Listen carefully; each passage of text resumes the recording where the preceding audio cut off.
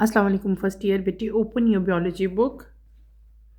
अपने last lecture में हमने रिस्पायरेटरी पिगमेंट्स बेटे जो हैं वो कंप्लीट कर लिए थे। रिस्पायरेटरी पिगमेंट्स में मैंने आपको दो पिगमेंट्स पढ़ाए थे, एक था हीमोग्लोबिन और एक आपका था मायोग्लोबिन। आज हम अपना नेक्स्ट टॉपिक स्टार्ट करेंगे। उसी पेज पे आप लोग आ जाएं, पेज नंबर 225 अपनी बुक का आप लोग ओपन करें। टॉपिक हमारा यहाँ पे है 10.4 रिस्पायरेटरी डिसऑर्डर्स। ठीक है, ये आज हम लोगों ने स्टार्ट करना है। Let's start with the reading, then इंशाल्लाह मैं आपको इसको साथ साथ एक्सप्लेन करूँगी। रिस्पायरेटरी डिसऑर्डर्स में बेटे हम डिफरेंट टाइप की डिजीज़ देखेंगे। जो रिस्पायरेटरी पैसेज जितना है हमारा, जो हमने सारे ऑर्गन्स वहाँ पे पढ़े, उस पूरे पैसेज में जो जो डिजीज़ काज होती हैं, जो जो प्रॉब्लम्स आते हैं, इश्यूज़ आते हैं, उनको कंबाइनली हम लोग क्या कहते हैं, रिस्पायरेटरी डिसऑर्डर्स कहते हैं। वो कौन कौन से हैं उनको वन बाय वन अब हम लोग स्टार्ट करेंगे, मैं आपको समझाऊंगी। Let's start with the reading. Topic आपका है 10.4 respiratory disorders. A range of disorders can affect the respiratory system and interfere with respiration. These respiratory disorders can range from mild and self-limiting conditions such as common cold to more severe diseases such as sinusitis, ठीक है, otitis media, pneumonia, pulmonary tuberculosis, emphysema and COPD। आपको simply यहाँ पे क्या बताया है कि there are range of disorders. बहुत सारे ऐसे, यानी कि रेंज है, काफ़ी सारी डिसऑर्डर्स हैं, काफ़ी सारी डिजीज़ हैं जो रिस्पायरेटरी सिस्टम से रिलेट करती हैं। और ये जो रिस्पायरेटरी डिसऑर्डर्स हैं बेटे, ये माइल्ड यानी कि बहुत ऐसी बीमारियां जो बहुत माइल्ड होती हैं, बहुत कम सी होती हैं, जिनका कोई नुकसान नहीं होता, वहाँ से लेकर एक बिग यानी कि एक बड़ी बीमारी तक जो है इसमें डिसऑर्डर्स जो है आ सकते हैं। जैसे कॉमन कोल्ड, आम जो नज़ला ज़ुकाम होता है, स्पेशली सर्दियों में होता है, ये कॉमन सा है, ठीक है, खुद ही होता है और खुद ही रिकवर भी कर जाता है। अगर इसके लिए आपको कोई भी मेडिकेशन की ज़रूरत नहीं होती। ये एक माइल्ड डिजीज़ है, ठीक है, इसको हम लोग क्या कहेंगे, एक माइल्ड डिजीज़ है। इसी तरह अगर हम TB देखें तो वो एक माइल्ड डिजीज़ नहीं है, ठीक है। इसी तरह लंग्स का कैंसर भी हो जाता है तो वो तो माइल्ड नहीं है, वो बहुत ज़्यादा स्वेयर डिजीज़ में जो है, स्वेयर डिसऑर्डर्स में आ जाएंगे, ठीक है। वन बाय वन हम लोगों इन सब डिजीज़ को पढ़ना है। कौन कौन सी हैं आपकी बुक में सबके नाम लिखे हुए हैं, ये तमाम के तमाम नाम आपने बेटे अच्छी तरह से याद करने हैं। अगर आपको याद हो, जब हमने रिस्पायरेटरी सिस्टम पढ़ा था तो हमने रिस्पायरेटरी जो पूरा ट्रैक था उसको दो मेजर पोर्शंस में डिवाइड कर लिया था। एक हमने पढ़ा था अपर रिस्पायरेटरी ट्रैक और एक हमने पढ़ा था लो रिस्पायरेटरी ट्रैक। इसी तरह जब हमने अब रिस्पायरेटरी डिसऑर्डर्स पढ़ने हैं तब भी हमने अपर रिस्पायरेटरी ट्रैक के जो इन्फेक्शंस हैं, जो उसके डिसऑर्डर्स हैं, उनको हमने सेपरेट पढ़ना है। और जो लो रिस्पायरेटरी ट्रैक के बेटे इन्फेक्शंस हैं या डिसऑर्डर्स हैं, उनको हम लोग क्या करेंगे, सेपरेट जो है वो पढ़ेंगे। पहले हम लोग स्टार्ट करते हैं अपर रिस्पायरेटरी ट्रैक इन्फेक्शन से। Upper respiratory tract infections, upper respiratory tract infections URIs effect the nose, throat, sinuses and larynx and can be easily transmitted from person to person through respiratory droplets. Upper respiratory tract infection, upper respiratory track में ये सारा आपका कहाँ तक आता था portion, above यानी कि ट्रैकिया से ऊपर ऊपर, उसमें आपके फेरिंग्स आते थे। हमने ऊपर रिस्पायरेटरी ट्रैक के ऑर्गन सारे पढ़े थे ना, नोज था, फेरिंग्स था, लेरिंग्स था, ये तमाम के तमाम कहाँ आ रहे थे, ये आ रहे थे अपर रिस्पायरेटरी ट्रैक में। तो अपर रिस्पायरेटरी ट्रैक के जो इन्फेक्शन हैं वो इफ़ेक्ट करते हैं किसको, नोज़ को इफ़ेक्ट करते हैं, थ्रोट को, साइनसेस को और लेरिंग्स को जो है ये इफ़ेक्ट करते हैं। और ये तमाम की तमाम बीमारियां जो अपर रिस्पायरेटरी ट्रैक से बेटे रिलेटेड हैं, ये जो हैं एक पर्सन से दूसरे पर्सन में ट्रांसमिट हो जाती हैं थ्रू ड्रॉपलेट्स। जब आप बात करते हो आपके मुंह से ड्रॉपलेट्स निकलते हैं, उसके ज़रिए भी ये इन्फेक्शन ट्रांसमिट होता है। या जब आप स्नीज़ करते हो, आपको छींक आती है, उसके ज़रिए भी जो है ये ड्रॉपलेट जब आपके ऊपर गिरते हैं तो उससे भी आपको ये ईज़िली जो है वो ये बीमारियां ट्रांसमिट होती हैं। मतलब आपने अगर अपना हाथ भी आगे रख लिया ना मुंह के और आपने छींक लगाई और वही हाथ आप जहाँ कहीं भी रख दोगे और दूसरे पर्सन ने भी वो हैंड वहाँ पे रख दिए, तब भी ये डिजीज़ जो हैं ये एक दूसरे में ट्रांसमिट जो हैं ईजिली हो जाती हैं। अच्छा, अब हम लोग one by one upper respiratory track से जो रिलेटेड इन्फेक्शंस हैं उनको हम लोग पढ़ेंगे, ठीक है। Let's start with the reading, then इंशाल्लाह मैं आपको इसको साथ साथ एक्सप्लेन करूंगी।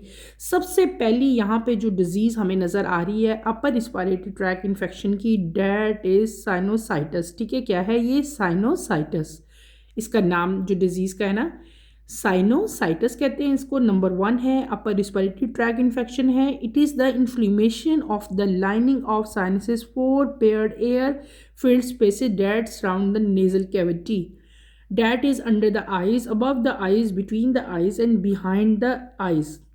It may be acute, last for 7 to 10 days, or chronic, last longer than 12 weeks. Most cases of sinusitis are due to viral infections, some may be due to bacterial infections, and rare cases may also involve fungal infections.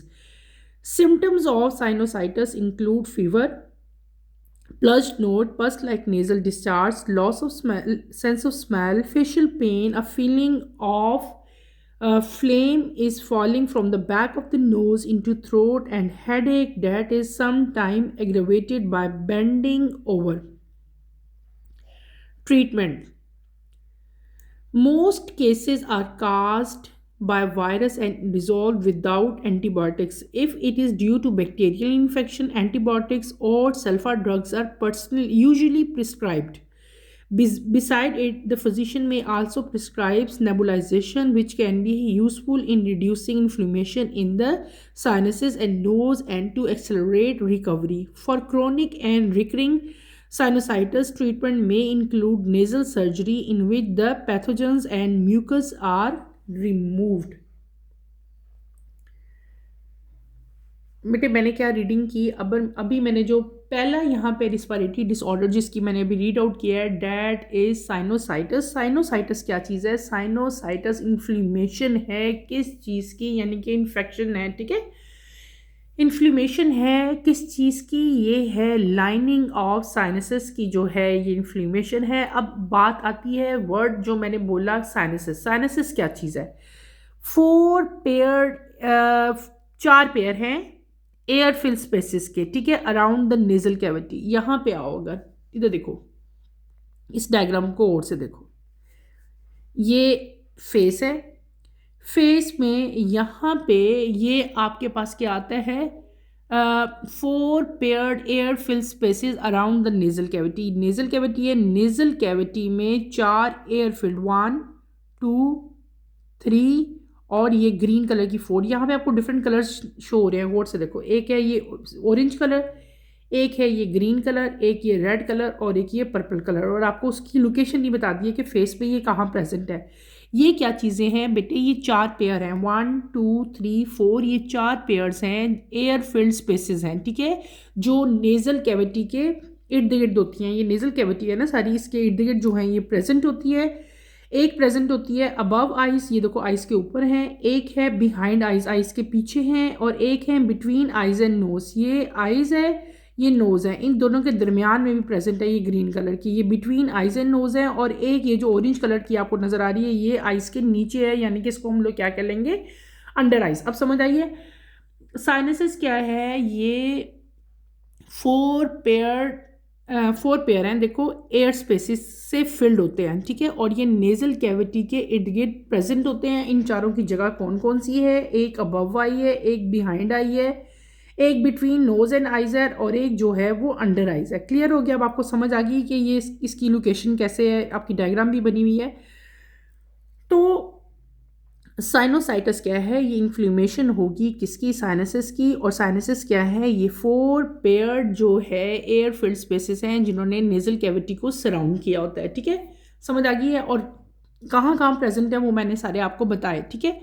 It may be acute. Acute का मतलब होता है जो बहुत थोड़े दिनों के लिए रहती है और ख़त्म हो जाती है, यानी कि साइनोसाइटिस जो अगर ये 7 to 10 डेज़ रहा ना ये बीमारी, तो हम इसको क्या कहेंगे कि ये एक्यूट है। लेकिन अगर ये 7 से 10 दिन के बाद तक ख़त्म नहीं होती और कंटिन्यू रहती है इवन 12 वीक्स तक, 12 वीक का मतलब क्या हुआ, यानी कि 3 मंथ्स तक ये कंटिन्यू और ख़त्म ही नहीं हो रही ये साइनोसाइटिस, तो इस केस में इसको हम लोग क्या कहेंगे? क्रोनिक कहेंगे। क्या कहेंगे? क्रोनिक कहेंगे।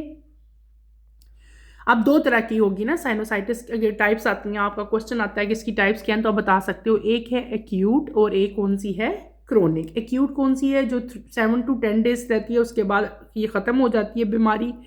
लेकिन दूसरी जो है वो ज़्यादा अरसे के लिए, लंबे अरसे के लिए जो है अप्रॉक्सीमेटली 12 वीक्स तक जो है वो रहती है, तो उसको हम लोग क्या कहेंगे कि ये क्रोनिक है।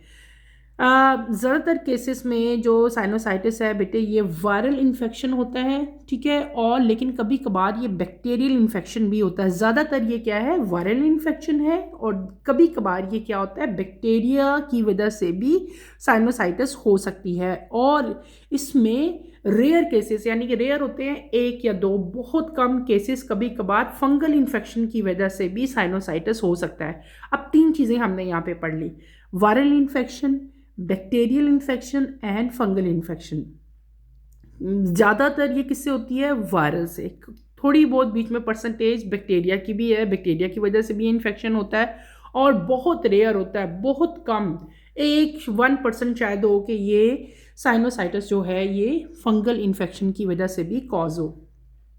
अब हम पढ़ते हैं, ये हमने क्या पढ़ लिया, ये हमने इसके कॉजेज़ पढ़ लिए कि ये क्यों होती है, ठीक है, बैक्टीरिया की वजह से, वायरस की वजह से या फंगस की वजह से। ये हमने क्या पढ़ा, इसके कॉजेज़ पढ़े।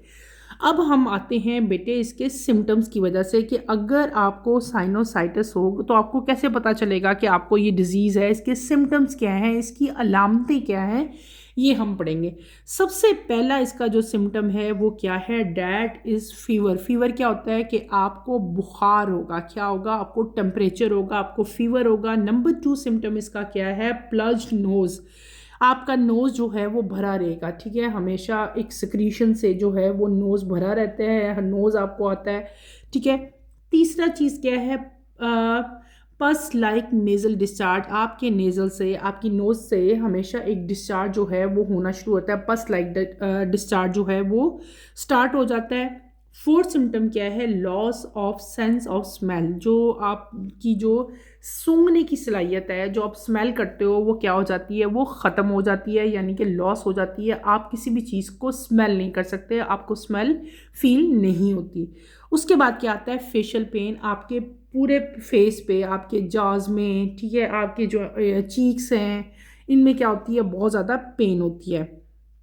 उसके बाद अगला जो यहाँ पे सिम्टम आपकी बुक में लिखा हुआ है, feeling that flame is falling from the back of nose into the throat. बेटे ये जो वर्ड है ना, PHLEGM, इसको कैसे प्रोनाउंस करते हैं, इसको प्रोनाउंस करते हैं फ्लेम। क्या क्या इसकी प्रोनाउंसिएशन है, यहाँ पे ये जो जी है ये साइलेंट है, जी क्या है, साइलेंट है।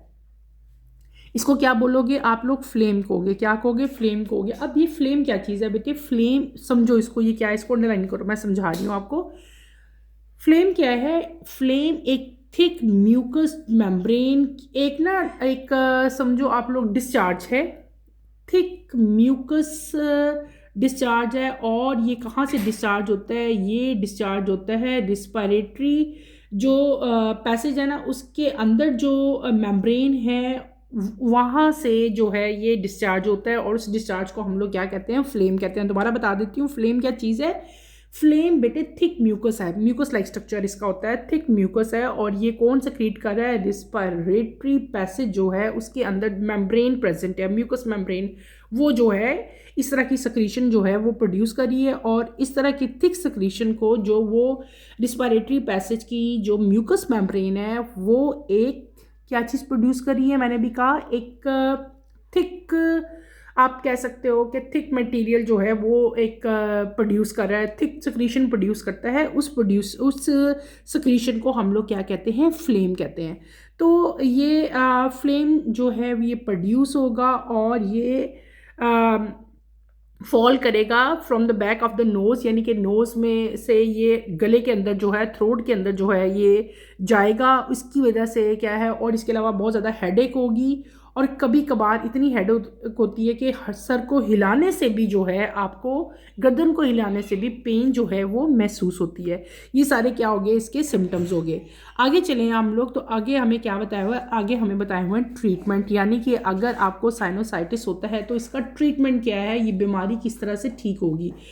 तो इसमें क्या है कि मोस्ट केसेस जो हैं ज़्यादातर जो हैं वायरस से काज होते हैं, और उसमें जो है हमें कोई भी एंटीबायोटिक्स नहीं देनी पड़ती, वो खुद ब खुद ही ठीक हो जाते हैं। और मैंने आपको कहा था कि कुछ केसेस ऐसे हैं जो बैक्टीरिया की वजह से भी होते हैं, और जो बैक्टीरियल इन्फेक्शन है, जो बैक्टीरिया की वजह से काज हुआ है, उस केस में डॉक्टर्स ही बताते हैं ना, वो तो टेस्ट करके पता चलता है। आप टेस्ट कराते हैं तो टेस्ट से पता चलता है कि ये बैक्टीरिया से हुआ है या ये वायरस से हुआ है। तो बेटे जो बैक्टीरियल इन्फेक्शन है, अगर बैक्टीरिया की वजह से हुआ है वो इन्फेक्शन, तो उस केस में डॉक्टर आपको क्या देते हैं, एंटीबायोटिक्स देते हैं और डिफरेंट टाइप के सल्फर ड्रग्स देते हैं। फिर हमारे पास आती है अगली चीज़ के मतलब फिजिशियन जो है, कभी कभार जब आपका नोज़ बहुत ज़्यादा मतलब फुल हो, बहुत ज़्यादा उसमें सिक्रीशन हो, तो डॉक्टर जो है वो आपको प्रिस्क्राइब करते हैं नेबुलाइजेशन। नेबुलाइजेशन क्या होती है बेटे, वो मेडिसिन होती है, एक पूरा एक इंस्ट्रूमेंट होता है, अक्सर आपने शायद देखा, उसको हम लोग कहते हैं नेबुलाइज़र। नेबुलाइज़र के अंदर मेडिसिन डालते हैं और उसको हम लोग इलेक्ट्रिसिटी से ऑन करते हैं, और वो नोज़ के ज़रिए, स्टीम के ज़रिए जो है वो आपके नोज़ के अंदर जाती है, और उससे आपके नोस्ट्रल जो हैं वो क्या हो जाते हैं, ओपन हो जाते हैं। जो आपका रिस्पायरेटरी ट्रैक है वो सारा का सारा ओपन हो जाता है। ठीक है, क्लियर हो गया। इसके बाद यानी कि आपको नेबुलाइज, डॉक्टर जो है वो कहता है कि आप नेबुलाइज करवाएं। नेबुलाइज से भी आपका रिस्पायरेटरी ट्रैक जो है वो ओपन होता है और आपको सांस लेने में आसानी होती है। तीसरी चीज़ क्या है कि क्रोनिक और रीअकरिंग जो साइनोसाइटिस है, क्रोनिक का मतलब है वो कि जो बहुत अरसे तक प्रीलॉन्ग करता है, ठीक है, या जो बार बार होता है, एक दफ़ा ठीक होकर दोबारा हो गया, फिर ठीक हुआ, फिर हुआ, यानी कि बार बार उसकी रीअकरेंस हो रही है। तो ऐसे साइनोसाइटिस की ट्रीटमेंट में डॉक्टर क्या करते हैं कि वो आपकी नेज़ल सर्जरी करते हैं। नेज़ल सर्जरी करके आपकी नोज़ कैविटी में या रिस्पायरेटरी ट्रैक्ट में जो नेज़ल कैविटी के अंदर जो पैथोजेंस होते हैं और जो म्यूकस होती है, उसको क्या किया जाता है, रिमूव कर दिया जाता है। क्लियर हो गया। हमने क्या पढ़ लिया, हमने अपनी जो पहला रिस्पायरेटरी डिसऑर्डर था, that is known as sinusitis, उसको कंप्लीट कर लिया। साइनोसाइटिस में मैंने आपको क्या बताया, ये इन्फ्लेमेशन है किसकी, लाइनिंग ऑफ साइनसेस की। व्हाट इज साइनसेस, साइनसेस जो हैं ये 4 एयर फिल्ड स्पेसेस हैं, ठीक है, अराउंड द नेजल कैविटी, ठीक है। और कहाँ कहाँ प्रेजेंट है, above the eyes, behind the eyes, between eyes and nose, और चौथा कहाँ था, अंडर आइज था। फिर मैंने आपको क्या बताया था कि दो तरह की साइनोसाइटिस होती है, एक होती है क्रोनिक और एक होती है एक्यूट। एक्यूट वो होती है जो 7 to 10 डेज़ के लिए रहती है, और क्रोनिक वो होती है जो 12 वीक्स तक चलती है। उसके बाद हमने पढ़े इसके काजेज़। इसके काजेज़ में मेन काज क्या था कि ये वायरल इन्फेक्शन है, कभी कभार ये बैक्टीरिया की वजह से भी होता है, और बहुत रेयर केसेस में ये फंगस की वजह से भी हो सकता है। फिर हमने क्या पढ़ा, इसके सिम्टम्स पढ़े। सिम्टम्स मैं दोबारा एक दफ़ा रिकॉल कर देती हूँ। Fever, plugged nose, pus-like nasal discharge, loss of sense of smell, facial pain, feeling like flame is falling from the back of the nose into the throat। उसके बाद मैंने क्या बताया था, headache। और इन द एंड हमने क्या पढ़ा, हमने पढ़ ली इसकी ट्रीटमेंट। ट्रीटमेंट में क्या पढ़ा कि ज़्यादातर केसेस में अगर ये वायरल हो तो ये खुद ही ठीक हो जाएगी, अगर ये बैक्टीरियल हो तो डॉक्टर आपको एंटीबायोटिक्स देगा, ठीक है। और कभी कभार डॉक्टर आपको नेबुलाइजेशन भी प्रिस्क्राइब करता है कि आप नेबुलाइज करवाएं। नेबुलाइज से भी आपका जो नेजल पैसेज है वो सारा का सारा क्या हो जाता है, क्लियर हो जाता है, ठीक है। और उसके बाद मैंने आपको क्या बताया था कि जो क्रोनिक है, जो इसकी रीअकरेंस बार बार होती है, उस केस में डॉक्टर जो हैं वो नेजल कैविटी की सर्जरी करते हैं और नेजल कैविटी से पैथोजेंस और जो म्यूकस है उसको क्या करते हैं, रिमूव कर देते हैं। Is that clear. ये हमने क्या पढ़ ली, अपनी पहली डिजीज़ पढ़ ली, उसमें हमने सब कुछ पढ़ा, उसके कॉजेज़ पढ़े, उसके सिम्टम्स पढ़े, एंड देन उसकी ट्रीटमेंट भी पढ़ी। अब देखिए चलते हैं बेटे हम अपनी अगली डिजीज़ की तरफ, ठीक है, सेकंड डिजीज़ की तरफ, जो अपर रिस्पायरेटरी ट्रैक ही से बिलोंग करती है, that is known as otitis media. क्या, टाइटस मीडिया, ठीक है। Number 2, otitis media, it is the inflammation of the middle ear. Otitis may be acute, rapid onset or chronic, last more than 6 weeks. The common cause of otitis media, accumulation of fluid in Eustachian tube, which cannot be drained from the middle ear. When this fluid is not drained, it allows the growth of bacteria and viruses in the middle ear that lead to otitis media. Symptoms of otitis media include severe ear pain, pulling at one or both ears, fever, fluid draining from ear, loss of balance, and hearing difficulties. treatment include oral and topical painkillers and antibiotics if caused by bacterial infection. Clear है बेटे। अगली disease जिसकी मैंने अभी reading की है that is known as otitis media. क्या कहते हैं उसको हम लोग? ओटाइटिस मीडिया कहते हैं। What is otitis media? It is the inflammation of middle ear. ये किस चीज़ की इन्फेक्शन है, किस चीज़ की बीमारी है? ये बीमारी है मिडल ईयर की। ईयर को आप लोग 10th क्लास में पढ़ के आए हो। ईयर में आपने पढ़ा था कि हम ईयर को तीन मेन पार्ट्स में डिवाइड करते थे। अपर ईयर हमारा एंड मतलब मिडल ईयर था, इनर ईयर था और आउटर ईयर था। ठीक है, तो मिडल ईयर यानी कि जो दरमियान वाला सेंटर वाला पार्ट था ईयर का, उसकी जो इन्फेक्शन है, उसका जो इन्फ्लेमेशन है, उसको हम लोग क्या कहते हैं? ओटाइटिस मीडिया कहते हैं। ठीक है, क्लियर हो गया? समझ आ गई है ना? ओटाइटिस मीडिया क्या है? ये इन्फ्लेमेशन है किसकी? मिडल ईयर की। ओटाइटिस भी दो तरह का होता है, एक होता है एक्यूट ओटाइटिस और एक होता है क्रोनिक। वो ओटाइटिस बेटे जो थोड़ी देर के लिए रहता है, कुछ देर के लिए, बाय चांस ही आपको हो गया, कभी नहीं हुआ और पहली दफ़ा ही हुआ और ख़ुद ही होके थोड़े दिनों बाद ठीक हो गया, रिकवर हो गया, उसको हम लोग क्या कहेंगे? एक्यूट कहेंगे। और उसके बाद आता है क्रोनिक। क्रोनिक ओटाइटिस क्या है? जो जिसकी रीअकरेंस बार बार होती है, जो बार बार होता है और काफ़ी दिनों के लिए रहता है, जल्दी ख़त्म नहीं होता, उसको हम लोग क्या कहते हैं? That is known as chronic. क्या कहेंगे उसको? हम लोग क्रोनिक कहेंगे। क्लियर? और ये जो क्रोनिक है ये तकरीबन कब तक रहता है? ये जो रहता है ये 6 वीक्स तक जो है ये कंटिन्यू रहता है। और इसका अब आता है इसका cause. What are the causes? ये तो हमने पढ़ लिया ना, ओटाइटिस क्या है, ये कौन सी बीमारी है, बीमारी का पढ़ा, फिर ये क्यों होती है वो मैंने आपको बताया। अब इसके दो हमने आगे बता दी, दो फॉर्म्स हैं इसकी, क्रोनिक है और एक कौन सी है? एक्यूट है। अब हम आते हैं इसके काजेस की तरफ कि ये क्यों हो रहा है, why, what are the causes. Common cause otitis media का क्या है कि एक मिडिल ईयर में बेटे एक पैसेज होता है, मिडिल ईयर में एक नैरो पैसेज प्रेजेंट होता है। मिडिल ईयर की तरफ आओ, ये आपका आउटर ईयर एक्सटर्नल ईयर है, ये आपका इनर ईयर है और ये क्या है? ये आपका मिडिल ईयर है। मिडिल ईयर में एक ट्यूब लाइक स्ट्रक्चर होता है। क्या होता है? ट्यूब लाइक स्ट्रक्चर प्रेजेंट होता है। एक नैरो पैसेज है जो मिडल ईयर को कनेक्ट करता है किसके साथ? हमारी नेक के साथ, हमारे थ्रोट के साथ। ठीक है, क्या मैंने बताया कि मिडल ईयर में एक ट्यूब लाइक स्ट्रक्चर प्रेजेंट होता है जो मिडल ईयर को नेक के साथ, थ्रोट के साथ जो है वो लिंक कर रहा होता है, जोड़ा होता है। इस ट्यूब को हम लोग क्या कहते हैं? एस्ट्यूशियन ट्यूब कहते हैं। क्या कहते हैं? एस्ट्यूशियन ट्यूब। ये देखो, ये जो ट्यूब बनी हुई है इसको हम लोग क्या कहते हैं? यूस्टिशियन भी कह सकते हैं। आप लोग क्या कह लो? यूस्टिशियन। दोबारा बता रही हूँ, ई साइलेंट है यहाँ पे। यूस्टेशियन ट्यूब है। ये बहुत ज़्यादा नैरो होती है, बहुत ज़्यादा छोटी होती है और ये ट्यूब क्या करती है? मिडिल ईयर को थ्रोट के साथ जो है वो मिलाती है। ठीक है, तो यहाँ पे आपने ये बात याद रखनी है कि जो कॉमन काज है, जो मेन वजह है ओटाइटिस मीडिया की, वो क्या है? वो है कि जो यूस्टेशियन ट्यूब है वहाँ पे एक फ्लूइड जो है वो जमा होना शुरू हो जाता है। जब वो फ्लूइड इस ट्यूब में जमा होना शुरू हो जाता है तो आपको कौन सी डिजीज़ कॉज हो जाती है? That is known as otitis media. यानी कि ओटाइटिस मीडिया का कॉमन काज क्या है? The common cause of otitis media is a accumulation of fluid in Eustachian tube. Eustachian tube में फ्लूइड का जमा होना, उसको हम लोग क्या कहते हैं? ओटाइटिस मीडिया कहते हैं। और यही इसका कॉमन रीज़न है। मैंने आपको समझा भी दिया कि यूस्टेशियन ट्यूब जो है वो कहाँ प्रेजेंट है, उसका किसके साथ उसको लिंक है।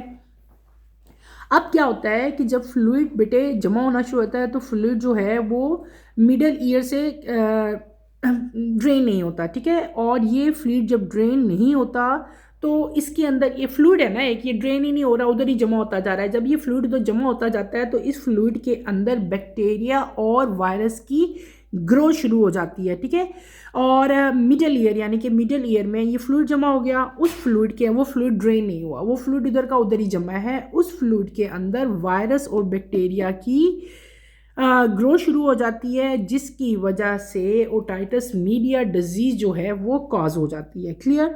ये हमने पढ़ लिया इसका काज कि ये डिजीज़ कैसे होती है, इसका कैसे होती है, क्या सारा इसका वो था, इसका काज वो मैंने आपको बताया। अब हम चलते हैं इसके सिम्टम्स की तरफ।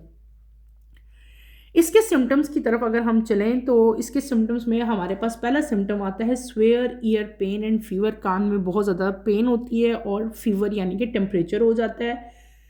एक कान में या दोनों कानों में बहुत ज़्यादा दर्द होगा। फिर आपको ऐसी फीलिंग होगी कि जैसे आपके कान से जो है ना कोई फ्लूइड जो है वो निकल रहा है, ठीक है। तीसरी चीज़ और पहले तो सिर्फ फीलिंग होती है, लेकिन आहिस्ता आहिस्ता जब ये आप इन्फेक्शन ज़्यादा होना शुरू हो जाता है, जब आप इसका कोई क्योर नहीं करवाते, ट्रीटमेंट नहीं लेते, तो इवन ये कान से बाहर भी जो है ये निकलना शुरू होता है। ड्रेन जो है ईयर से, आउटर ईयर से ये बाहर निकलना शुरू हो जाएगा। उसके बाद क्या हो जाएगा कि आपका जो बैलेंस है वो भी आउट हो जाएगा। और तीसरा चीज़ क्या है कि आपको सुनने में भी जो है वो प्रॉब्लम होगी, यानी कि हेयरिंग डिफ़िकल्टीज भी आपको फील होंगी, आपको सही तरह से सुनाई नहीं देगा। उसके बाद हमारे पास आती हैं इसकी ट्रीटमेंट। इसकी ट्रीटमेंट क्या है? इसकी ट्रीटमेंट में सबसे मेन चीज़ आती है oral and topical pain killer, यानी कि आपको खाने के लिए जो है वो मेडिसिन ओरली जो आप लोग लेते हो, जो मेडिसिन खाते हैं हम लोग, वो मेडिसिन जो है आपको दी जाती हैं, जिसमें टैबलेट्स भी आती हैं, जिसमें आपके जो हैं कैप्सूल्स वगैरह इस तरह की चीज़ें जो हैं वो आती हैं। और डिफरेंट टाइप के पेन्स को किल करने के लिए पेन्स किलर दिए जाते हैं। और अगर ये इन्फेक्शन बैक्टीरिया की वजह से कॉज हुआ है तो आपको एंटीबायोटिक्स भी जो है वो दी जाती है, ताकि वो जो बैक्टीरियल इन्फेक्शन है उसको जो है वो क्योर किया जा सके। क्लियर हो गया? हमने क्या पढ़ ली? हमने यहाँ पे सेकंड डिजीज जो है अपर रिस्पायरेटरी ट्रैक की, that is known as otitis media, बेटे वो मैंने पढ़ाई। ओटाइटिस मीडिया में मैंने क्या बताया कि it is the inflammation of middle ear. Middle ear का इन्फ्लेमेशन है। ओटाइटिस जो है वो दो तरह की होती है, एक्यूट भी हो सकती है और क्रोनिक भी हो सकती है। एक्यूट कौन सी है? जो थोड़ी देर के लिए रहती है। और क्रोनिक कौन सी है? That last up to 6 weeks, ठीक है, जो 6 वीक्स तक भी जो है प्रोलॉन्ग करती है।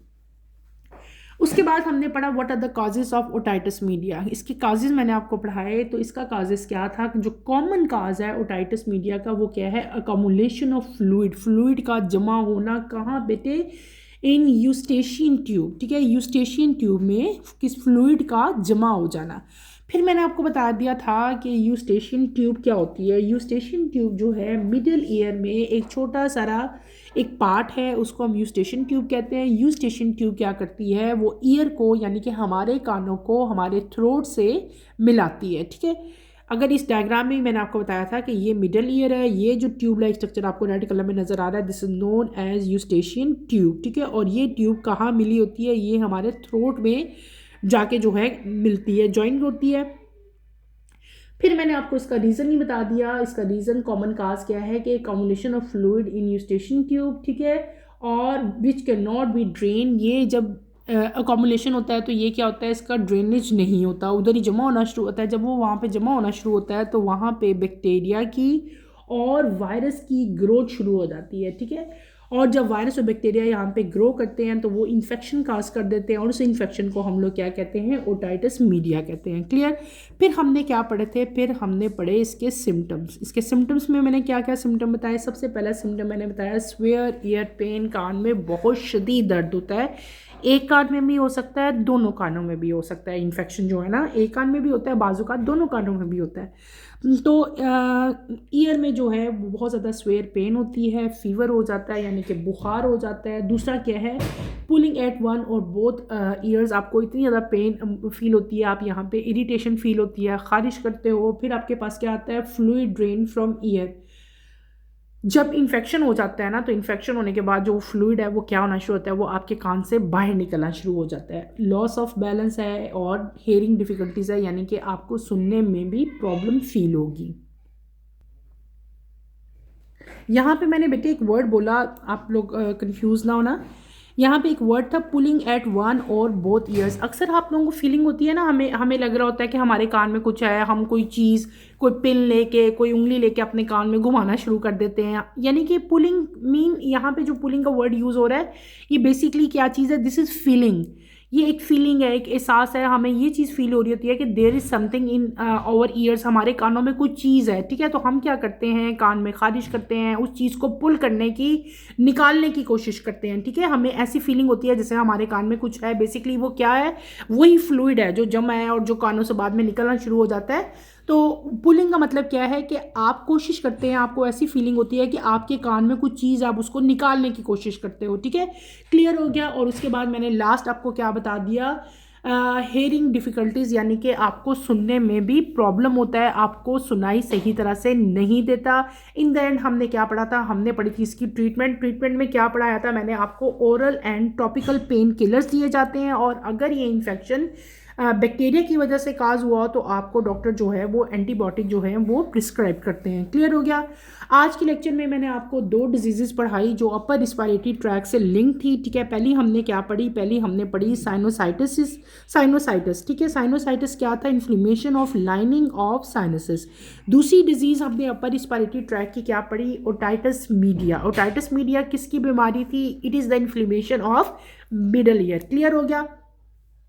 इंशाल्लाह कमिंग लेक्चर में मैं आपको लो रिस्पायरेटरी ट्रैक इन्फेक्शन की डिजीज़ जो हैं वो स्टार्ट करवाऊंगी। नेक्स्ट लेक्चर की नोटिफिकेशन के लिए आप चैनल को शेयर करें, लाइक करें और सब्सक्राइब करें, और मुझे यहीं पे इजाज़त दें। इंशाल्लाह कमिंग लेक्चर में आपसे दोबारा मुलाकात होगी। टिल देन अल्लाह हाफिज़। फर्स्ट ईयर टेक केयर बेटे, अपना ख्याल रखिएगा। अल्लाह हाफिज़।